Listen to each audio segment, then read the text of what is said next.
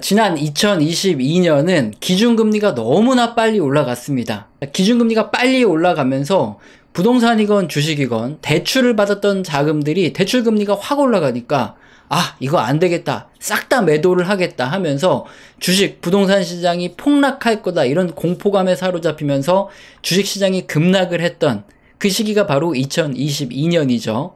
2022년 한 4월 정도까지는 주식시장이 이게 엎치락 뒤치락 하면서 그렇게 크게 안 빠지다가 4월 말부터 폭락을 하기 시작했고 5월 달에 뭐 거의 절정으로 확 폭락을 했고요. 8월, 9월 이렇게 넘어가면서 이제 반등이 일어났던 게 최근 현상입니다. 자, 그렇게 주식시장이 폭락을 하고 반토막이 나면서 막 금융위기가 찾아오네 이렇게 하면서 시장에 패닉이 가득했던 2022년 5월 달에 당시에 우리 채널에서 제가 대체 무슨 소리를 짓거렸는지 시장의 공포에 함께 휩쓸려서 막 발발 떨면서 이제 반토막 난다, 이제 매도를 해라 그렇게 얘기를 했는지, 아니면 어느 정도 하락하다가 정말 맞춘 거죠. 이렇게 다시 상승할 거라고 이렇게 제가 얘기를 했는지 2022년 5월 당시 영상을 함께 되돌려서 보면서 지금의 상황은 어떻고 제가 어떤 의견을 펼치고 있는지 말씀을 드리도록 하겠습니다. 다수 경제 지표들도 보고 역사적 사실을 봤을 때 지금 주식시장이 이렇게 하락을 하고 있습니다. 하지만 우리 채널에서는 이게 대세 하락의 시작이라고 생각을 하고 있지 않습니다. 오히려 다시 한번 주식시장이 이렇게 상승하는 시기가 다가올 것으로 생각을 하고 있습니다. 그럼 왜 주식시장이 앞으로 상승할 것으로 전망을 하는지, 대세 하락의 시작이 아니라고 보는지 경제지표와 역사적인 근거를 들어서 설명을 해 드릴 건데, 그 전에 저희가 잠시 댓글을 막아둔 이유가 있어요. 이 이유를 말씀드리고 제가 양해를 구하도록 하겠습니다. 지난 2020년 코로나가 시작될 때 제가 올려드렸던 이 영상들의 썸네일인데요. 물려있던 분들은 뭐 이것 또한 지나가니까 팔지 마라, 그리고 돈 있으면 저점 매수를 해라, 이렇게 영상을 올려드렸었어요. 근데 지금보다 당시에는 주식시장이 더 많이 빠져있던 코로나 폭락의 시기이기 때문에 진짜 무지막지한 악플에 시달려야 했죠. 뭐 폭락하니까 갑자기 뭐 매도하란 말 없다가 말을 꺼낸다는 둥, 너 그전까지 매수하라 그러지 않았냐, 뭐 이렇게 난리도 아니었어요. 근데 그 당시에는 제가 유튜브를 시작한 지 얼마 안 됐던 그런 시점이었습니다. 그래서 이 유튜브의 생리를 잘 몰랐어요. 유튜브에서 경제 채널을 하려면 내가 맞췄든 틀렸든 뭘 하든 간에 일단 주가가 빠지면 원래 욕을 들어 처먹을 각오를 하고 방송을 해야 됐던 건데, 그땐 제가 시작하던 그런 시기라서 멘탈 관리가 안 됐던 거죠. 자, 그래서 이런 썸네일들의 영상, 이게 추가 매수해라, 뭐 존버해라 이런 영상들인데, 이런 영상들을 올릴 때마다 욕이 너무 많이 달리니까 그냥 몇 개 올리다가 말았어요. 시간이 지나고 나서 가장 후회가 되는 게 뭐냐, 악플이 달리는 게 겁나서 제가 소신 있는 이런 영상을 몇 개 올리지 못했다는 거죠. 그래서 제 영상을 보고 저점 매수를 하시거나 존버를 하신 분들이 그렇게 많지 않았다는 거예요. 지금도 마찬가지입니다. 괜히 이런저런 소리 신경 쓰지 않게 그냥 댓글을 딱 맞고요. 제가 틀리던 맞추던 저의 소신 있는 의견을 말씀드려야 할 시점이 바로 지금이라는 거죠. 그러면 왜 지금이 대세 하락의 시작점이 아니라고 생각하는지, 오히려 앞으로 주식시장이 올라갈 거라고 생각하는지 따끈따끈한 경제 지표들을 근거로 먼저 설명을 드려 보겠습니다. 다수 지표에서 뭐 당장의 폭락이 일어난다 보기는 어렵기 때문에 주식시장이 지금은 당장 금리 인상으로 인한 충격이 있지만, 그래서 하락한 상태지만, 과거와 마찬가지로 앞으로 기준금리가 이렇게 인상되는 구간에 주식시장 역시 동반해서 상승할 가능성이 있다. 그래서 우리는 당장의 현금화를 하는 게 아니라 기준금리가 인상될 때마다 단계적으로 주식의 비중을 줄여나간다. 이 방향으로 리스크도 관리하고 주식시장의 상승에 소외되지 않는 이런 전략을 펼치자 말씀드리고 있는 거예요. 주식시장이 앞으로 떨어진다 생각하면 당장의 현금화를 하겠죠. 하지만 그렇지 않기 때문에 단계적으로 우리는 금리 인상에 맞게 주식의 비중을 줄여나간다. 이게 포인트인데요. 자, 그럼 여기서 또 중요한 부분이 하나 있는데, 바로 이전 영상이죠. 이 화면 보시면 한 달 전에 엔비디아나 ASML 등 이 기술주에 대해서 매도하라 이런 사인을 보냈던 거, 이 영상 캡처되어 있는 내용인데, 이제 앞으로 주가가 더 올라갈 것이라고 생각하면서 대체 왜 매도 의견을 냈느냐, 이 부분이 굉장히 궁금하실 거예요. 대표적인 이유는 먼저 증거 영상을 보고 제가 말씀을 드릴게요. ASML이나 엔비디아가 뭐 추천주냐 이렇게 생각하실 수도 있는데, 근데 치명적인 문제가 있어요. 제가 방송했던 당시보다 지금 가격이 굉장히 크게 올라 있다는 겁니다. ASML은 뭐 거의 2배 올랐고 엔비디아도 60% 가까이 지금 이미 올라 있어요. 그래서 지금 솔직히 뭐라고 말씀드리기가 뭐해요. 예, 뭐 더 좋은 종목이 있거나, 그러면 언제 팔지도 모르고 지금 굉장히 많이 비싸서 지금 여기서는 뭐라고 말씀 못 드립니다. 예, 요거는 이제 잘 기억하시고, 아시겠지만 ASML, 엔비디아, 나이키 이런 종목들 3개 지금 너무 많이 올랐어요. 그래서 어디까지 갈지 몰라서 계속 들고 있는데, 근데 이제 사실 좀 너무 많이 올라서 팔아치울 시점 보고 있다가 적정한 시점 되면 다 팔아치우고 많이 빠지면 다시 되살 생각입니다. 그래서 뭐 지금 당장에 사다 이거는 좀 아닌 것 같고요. 이런 종목 ASML, 엔비디아, 나이키죠. 다 잘 올라가지고 지금은 오히려 뭐 추천을 할 수도 없죠. 그걸 너무 많이 올랐어요, 그때 당시보다. 그래서 뭐 이제 곧 저희도 뛰어내릴 시점만 이렇게 보고 있는 거죠. 다 팔고 나면은 폭락하면 다시 살 거예요. 다시 계속 제가 말씀을 드려왔어요. 물론 지금 당장 이런 종목들 사라는 건 아니에요. 왜냐면 주가가 너무 많이 올라서 좀 부담스럽습니다. 그래서 뭐 어떤 기회가 오든 주가가 많이 떨어지면, 자, 영상 보시면은 지난 2021년 작년이죠. 당시에 엔비디아 주가가 얼마였냐, $180 이 정도 수준이었어요. 그때부터 우리는 너무 많이 수익을 본 상황이다. 우리가 뛰어내릴 준비를 하고 있으니까 지금부터 사는 건 절대 아니다. 계속 반복적으로 말씀을 드려왔거든요. 그래서 영상을 제대로 보신 분들이라면은 지난 7월 이후에는 엔비디아의 주식을 살 리도 없고 ASML 주식을 살 리가 없어요. 최근에 이렇게 주식시장이 폭락하더라도 손해를 봤을 리가 없다는 거죠. 자, 그런데 작년 뭐 11월, 12월부터 계속 달리는 댓글들이 꽤 많아지고 있는 걸 보면, 무슨 우리 방송을 보고 엔비디아를 샀는데 손해가 났다 이렇게 말을 하는 분들이 꽤 많은 거예요. 팔 거다 이렇게 계속 반복적으로 말하는데 그때 살 이유가 없잖아요. 근데 뭐 자기가 오래된 구독자느니 뭐 영상 100개를 봤느니 뭐 몇 년을 봤느니 그런 거 보고 샀는데 마이너스가 났다, 이거 누가 봐도 말이 안 되는 소리를 너무 많이 하다 보니까 이건 그냥 방치하면은 이게 마치 사실인 것 마냥 오해가 되겠다 싶어서, 제가 한 달 전에 엔비디아 주가가 이게 $280까지 올랐을 때 거짓말하는 분들 좀 이제 그만 없어졌으면 하는 바람에서 그만 매도해라 이렇게 말씀을 드렸던 거예요. 제가 아무리 사실을 말해도 이렇게 증거 영상을 드밀기 전까지는 다들 뭐 욕하기 바쁘죠. 사실도 아닌 걸 가지고 욕하셨던 분들은 이미 다 나가셨을 거예요. 지금부터 남으신 분들한테는 제가 소신 있게 말씀을 드릴 수 있기 때문에 제 소신을 그대로 말씀을 드리는 겁니다. 지금 주식시장이 이렇게 하락해 있지만 대세 하락의 시작이라고 생각하지 않습니다. 오히려 뭐 좀 조정이 더 올 수도 있겠지만 어느 정도 이렇게 조정이 오고 난 후에는 주식시장이 오히려 상승할 이럴 상황으로 보고 있다, 명백하게 말씀드리고요. 그럼에도 불구하고 외부적인 충격, 리먼 브라더스 사태처럼 어떤 대응 현황이 망가진다거나, 아니면 9.11 테러나 아니면 뭐 IT 버블 사태처럼 이렇게 대외적인 충격이 왔을 때 버티기 힘든 건 사실이죠. 그렇기 때문에 기준금리가 인상될 때마다 우리는 단계적으로 비중을 줄이면 리스크는 관리를 하면서 수익률도 최대화할 수 있는 이런 방향의 대응이 되겠죠. 이 말씀을 지금 반복적으로 드려왔고 이 부분이 저희 소신이다, 이렇게 말씀을 드리겠습니다. 지금 그림이 2022년 5월 당시 영상의 썸네일입니다. 다시 찾아보실 분은 찾아보시면 되고요. 지나간 영상은 뭐 수정이 안 되고 다시 찍어서 올릴 수가 없으니까 그때 영상 찾아보시면 됩니다.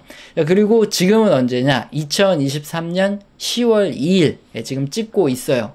그때 의견과 지금의 의견은 어떨까요? 똑같습니다. 그대로 이렇게 이어지고 있어요. 이게 2022년 내내 보여드렸던 그림이죠. 푸른 선이 미연준의 기준금리고 2022년 주식시장이 폭락을 막 하고 있을 때 그때 어떤 의견을 드렸냐, 앞으로 기준금리가 이렇게 쭉 인상되다가 분명히 인상이 중단된다는 이런 기대감이 어느 순간 이렇게 펼쳐지거나 아니면 진짜 인상이 중단될 거다. 과거에도 그렇지만 기준금리가 인상되다가 중단되는 시점에 이렇게 역사적으로 주식시장에는 한 번씩 랠리가 펼쳐졌다.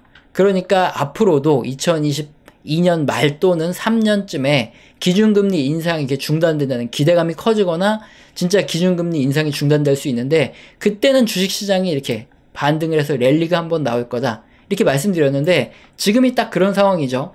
인플레이션이 어느 정도 좀 잠잠해지고 잡히기 시작했던 게 2022년 말부터예요. 그때 이제 기준금리 인상이 중단된다는 기대감이 커지면서 주식시장이 막 올랐고, 현재 2023년 내내 현재 10월까지도 주식시장에 랠리가 이어져 오고 있죠. 아직도 기준금리 인상이 중단되진 않았는데 기준금리 인상을 이렇게 건너뛰고 있죠. 자, 그러면 이게 대세 상승의 시작이고 주식시장이 앞으로 끝도 없이 더 오를 거라고 보냐? 그렇지 않습니다. 과거에도 그렇지만 이렇게 역사적으로 기준금리 인상이 중단되고 나서 그러고 나서 이렇게 떨어지는 이런 구간들에 다 이후에 폭락이 한 번씩 경기 침체가 왔고, 그때 이제 주식시장이 올라가는 게 이 마지막 랠리였어요. 요번에도 역시나 이 마지막 랠리일 가능성이 아주 높습니다. 그러니까 예상치 못한 어떤 사건이 터지면서 2008년 뭐 금융위기라든지 코로나처럼 이게 주식시장이 폭락이 찾아오고 경기 침체가 터질 가능성은 점점 높아지고 있어요. 그렇기 때문에 어떻게 해야 된다 말씀드리고 있죠. 점점 현금의 비중을 늘리고 주식의 비중을 이렇게 줄이면서 이걸 리스크 관리라고 하거든요. 리스크 관리를 해야 된다, 이렇게 말씀을 드려오고 있습니다. 이게 틀리든 맞든 역사적으로 이런 동일한 일이 발생했던 확률이 워낙에 높으니까 저는 그 확률에 대해서 말씀드리고 있는 거예요. 자, 그러면 앞으로 뭐 경기 침체가 오거나 주식시장이 앞으로 크게 한번 망가질 수 있는 이런 가능성이 높은 이유는 뭘까요? 대표적인 이유는 유동성 감소입니다. 연준에 맞서지 말라, 이 말은 한 번씩은 다 들어보셨을 겁니다. 의미가 뭐냐? 미연준이 아주 작정을 하고 돈을 풀어 제낄 때, 그때는 우리가 주식을 반드시 매수를 하고 투자를 해야 된다. 반대로 미연준이 풀었던 돈을 싹 걷어들이는 이런 시점에서는 주식을 보유하고 있지 말고 매도해라, 조심해라, 이런 뜻이에요. 그림이 뭐냐? 미연준이 돈을 푸는지 걷어들인지 이걸 알 수 있는 미연준이 보유한 미국 정부 국채 액면 총합 자료입니다. 뭐 이게 너무 어려우니까 아무것도 알 필요 없더라도 이 차트를 보면, 차트에서 선이 위로 이렇게 올라가는 시점에는 미연준이 돈을 쫙 푸는 거예요. 반대로 차트가 이렇게 뚝 떨어지는 이런 시점에는 미연준이 풀었던 돈을 걷어들이고 있는 겁니다. 그러면 차트에서 선이 쫙 위로 올라갈 때 왜 돈을 풀고 주식시장이 올라가냐? 미연준은 뭐 공짜로 미국 국채를 받아서 보유하고 있나요? 아니죠. 미연준은 달러를 찍어낼 수 있는 발권력이 있습니다. 국채를 받아내는 대신에 달러를 찍어서 미국 정부에 주는 거예요. 아니면 국채를 금융기관에서 사오기도 하거든요. 뭐 은행이라든가 보험, 증권 이런 데서 보유한 국채를 미연준이 사기도 합니다. 그럴 때 달러를 찍어서 그 돈을 주는 거죠. 자, 그러면 이렇게 미국 정부나 금융기관이 국채를 주고 달러를 받으면 어떻게 합니까? 정부는 예산에 따라서 이 돈을 시중에 쫙 풀게 돼요. 대표적인 게 정부가 하는 인프라 투자죠. 정부가 도로를 깔고 싶어요. 그럼 뭐 직접 깝니까? 아니죠. 건설사에다가 맡깁니다. 그러면 건설사는 그 돈을 받아요. 그래서 원재료를 사고 이때 돈 쓰죠. 인건비를 줄 때 또 돈을 쓰고, 건설 기계도 사야 되죠. 그때 돈을 씁니다. 자, 이렇게 건설사가 돈을 쓰기 때문에 정부가 이렇게 건설사로 쓴 돈이 민간으로 쫙 흘러 들어가서 경제가 살아나는 이런 메커니즘이 만들어지는 거죠. 금융기관도 마찬가지예요.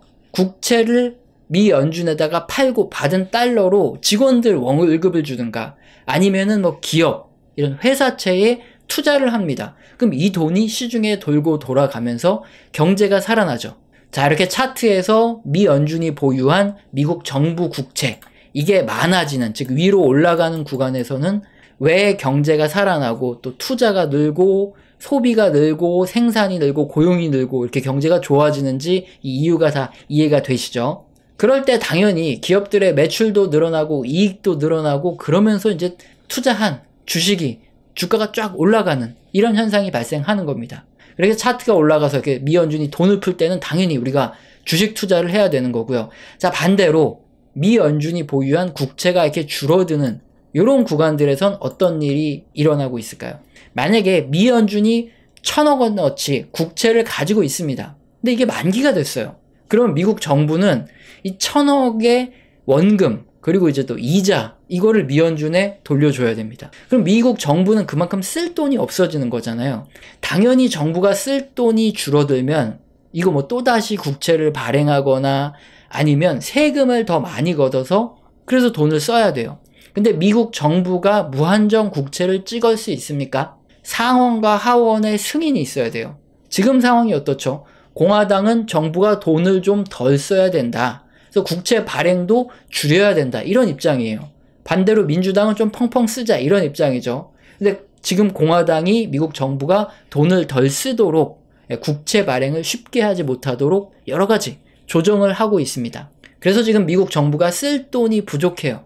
자, 그렇게 되면 정부가 민간에 이렇게 푸는 이런 현금이 줄어들기 때문에 그만큼 돈을 받아서 성장하던 기업들의 성장이 둔화되고 투자가 둔화되고 고용도 둔화될 수밖에 없죠. 그리고 부족한 만큼 세금이 더 많이 걷어야 되니까 세율이 올라갈 수 있죠. 그럼 기업들의 이익이 감소하는 요인이에요.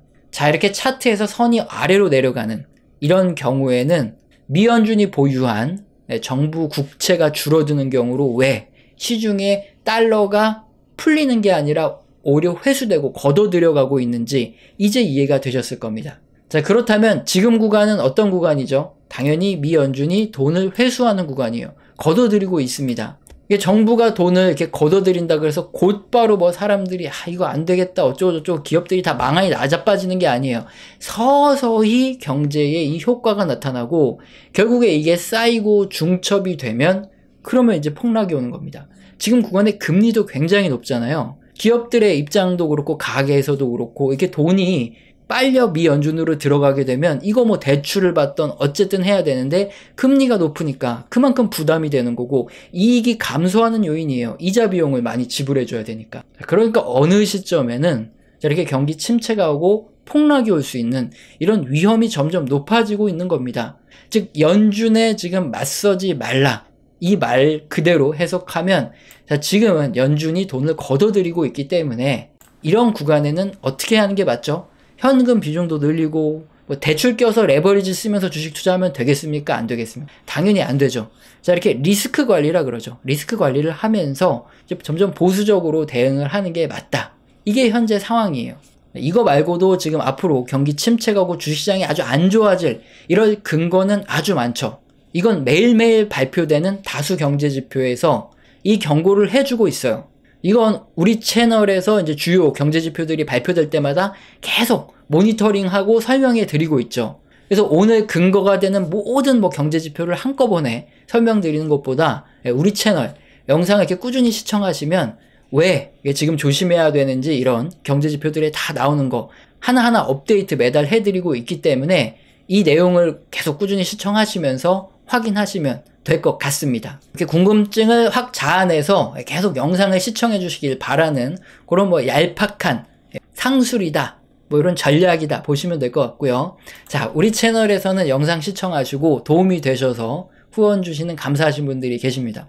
제가 감사합니다라고 말로만 때우지 않죠. 제가 소통을 제대로 합니다. 한 달 교육을 제가 소통해서 진행을 해드리는데 매주 진행하고 있어요. 여기서는 거시경제의 사이클뿐만 아니라 각 산업의 사이클, 그 업황과 함께 움직이는 종목, 기업들에 대한 얘기도 나옵니다. 공개된 영상에서는 좀 하기 힘든 이런 아주 세밀한 부분을 말씀드리고 있기 때문에 영상 하단에 설명란 꼭 읽어보시고 내가 해당된다 하시면 메일 주시길 바랍니다. 그리고 영상 맨 마지막에는 우리 채널에서 제가 어떤 얘기를 했고 현재 어떤 스탠스를 가지고 있는지 어떤 의견을 드리고 있는지 꼭 붙여서 드리고 있으니까 보시고 도움 받으시면 좋겠습니다. 채널의 흑역사를 먼저 짚고 가죠. 그리고 지금 어떤 의견을 내고 있는지, 과거에는 어떻게 의견을 냈었는지 이런 거 항상 증거 영상도 계속 올려드리는데 귀찮아요. 그래서 그냥 바로 설명을 드릴게요. 우리 엔비디아의 차트가 바로 우리 흑역사를 그대로 증명합니다. 제가 2019년에 유튜브를 시작했는데 2019년 말에 60% 채권을 가지고 있어라 이렇게 얘기했다가 엄청나게 욕을 먹었어요. 비아냥을 거의 한 2020년 3월 코로나 터지기 직전까지 들었습니다. 그랬는데 다행히 현금 갖고 있다가 저점 매수 이제 해야 된다. 우리 현금 갖고 있으니까 이 얘기했다가 블렌집에 부채질 하냐 이러면서 어마어마하게 쌍욕을 먹었어요. 아니 그러면 이게 맞춘 거잖아요. 그럼 이제 경제 채널에서 뭐 와 이러면서 성지순례 어쩌고저쩌고 하면서 구독자가 늘어야 되잖아요. 근데 구독자가 안 늘어요. 조회수도 안 늘고 구독자도 안 늘어 맞췄는데. 그런데 왜 구독자가 늘었냐? 이때 국뽕 영상 같은 거. 그때 우리 기업들한테 전화 돌려가지고 일본에서 이제 수출 규제하기로 했던 품목들 있죠. 그런 거 만들 수 있냐? 그거 만들 수 있다. 그래가지고 그거 방송했다가 국뽕 영상이 터져서 국뽕 채널로 떡상했어요. 그래서 그때 잠깐 국뽕으로 갈까 하다가 도저히 못하겠다. 경제 채널 본연의 임무로 돌아오자 해서 이렇게 그때 이제 구독자가 늘은 거지 이게 저점 매수를 맞춰서 는 게 아니에요. 어쨌든 2020년 이제 하반기 들어가면서 한 6월, 7월, 8월 넘어가면서 엔비디아, 나이키, ASML 빅테크주들이 아주 자주 언급됐습니다. 저도 이제 샀다고 이때 얘기를 하는 바람에 졸지에 추천주가 돼버렸어요. 물론 이런 채널에서 추천주 이런 건 안 하는데 어쨌든 2020년부터 계속 존버 인베스트 했던 기간이죠. 그래서 우리 채널 보면은 이제 어디 뜸하게 가 있다가 어디 이제 처물려가지고 마음고생 하시는 분들이 우리 채널에 와서 존버 하라는 거 얘기 듣고 위안을 삼고 가던 때가 2020년부터 2022년 한 4, 5월 요때까지예요. 근데 2022년 4월에 그때 이제 전향을 하죠. 존버가 아니다. 근데 이때 3월부터 4, 5월 뭐 요때까지 계속 기술주에 대한 우리가 갖고 있는 거 요 정도면 뭐 많이 먹었지 않냐 이렇게 매도 의견을 냈다가 얘기도 안 하고 매도로 전환했다. 존버에서 매도로 갑자기 금세 손바닥 뒤집듯 바뀌었다 하면서 엄청나게 욕을 먹었어요. 변절자 이렇게. 그래서 그때 댓글창이 닫힌 거예요. 욕을 너무 먹으니까. 자, 그렇게 이제 매도를 해야 되는데 문제는 제가 분할 매도를 하는 바람에 2022년 5월 이후에 급락을 했어요, 기술주들이. 그래서 못 팔고 물렸습니다. 그래서 2022년 내내 영상 보시면은 2023년쯤에 초쯤에 아마 뭐 기준금리 인상 중단 얘기 나오고 뭐 그러면서 반등이 있을 것이다. 그때 팔자. 그때 팔고 그 다음에 이제 현금 잘 가지고 있자. 2022년에 이제 그런 얘기 굉장히 많아요. 왜냐면 이제 경제 지표들이 하나 둘씩 경기 둔화 침체에 대한 얘기가 나오기 시작했으니까 어쨌든 우린 팔아야 되니까. 2023년에 갑자기 반등을 주죠. 그때 이제 제가 계속 금리 인상 중단 요런 기대감이 커진다 요 얘기를 했기 때문에 저도 이제 그때 상반기에 이제 분할 매도를 다 마쳤어요. 근데 지금 엔비디아가 이렇게 많이 갔습니다. 제가 뭐 거의 한 200달러 후반에서 300달러 가까이 떼서 거기서 거의 다 매도를 했는데 지금 뭐 거의 500달러 가까이 갔어요. 아, 이거 보면 잠이 안 와요. 그래서 엔비디아를 지금 못 쳐다보고 있어요. 근데 어쨌든 뭐 이제 100달러 부근에서 사서 이제 거의 한 300달러 가까이서 팔았으니까 이제 많이 먹긴 했는데 갖고 있었으면은 거의 한 5배 튀기는데 이거 참 환장하겠죠. 그리고 지금 뭐 더 올라갈 수도 있다 이런 얘기가 나오면 미쳐요, 사람. 왜 주식을 갖고 있다가 팔았는데 더 올라가면 환장하잖아요. 그래서 지금 약간 이런 흑역사 이게 벌어지고 있다. 이게 지금 현재 의견입니다. 그래서 어떤 의견이냐? 2020년 코로나 이후부터 2022년 요 초중순 그때까지가 존버 인베스트였다면 그 다음부터 이제 하나 둘씩 경기 지표가 둔화되기 시작해서 2023년부터는 사실상 이제 침체를 말하는 침체 인베스트예요. 그래서 이제 여기서는 이제 슬슬 다 정리를 하셔야 되고 이제 리스크 관리를 하셔야 된다. 이게 2023년부터 거의 뭐 명확하게 말씀드려오고 있습니다. 사실 그대로 말씀드리는 거예요. 굳이 뭐 증거 영상도 남기고 하는데 귀찮으니까. 근데 여기서 저희가 핵심적인 부분이 뭐냐, 이런 매수 매도 이 투자 결정을 여러분이 어떻게 하시냐, 이게 중요해요. 우리 채널에서는 어떻게 한다? 경제지표 다수에서 경기 둔화 신호가 나오면 그때는 이제 리스크 관리를 언제부터 경제지표 다수에서 경기 둔화와 침체에 대한 이런 시그널이 나왔냐, 2022년 이제 하반기부터 시작해서 경제지표들이 하나둘씩 경기 둔화에 대한 지표들이 나오기 시작하더니 2013년 되면서 이제